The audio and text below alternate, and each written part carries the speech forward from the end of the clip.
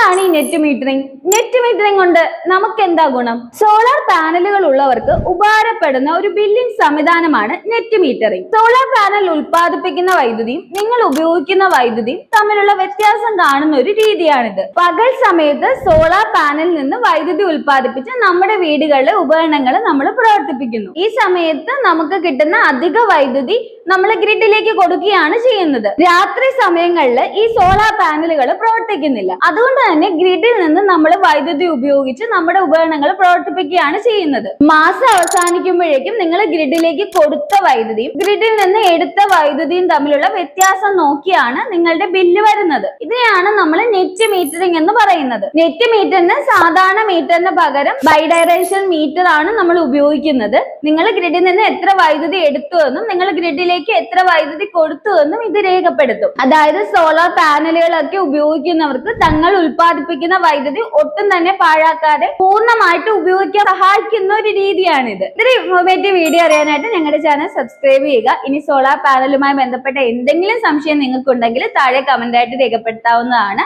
അതോടൊപ്പം തന്നെ നിങ്ങൾ സോളാർ ഇൻസ്റ്റാൾ ചെയ്യാൻ ആഗ്രഹിക്കുന്നവരാണെങ്കിൽ സ്ക്രീനിൽ കാണുന്ന നമ്പറുമായിട്ട് ഇപ്പോൾ തന്നെ കോൺടാക്ട് ചെയ്തോളൂ.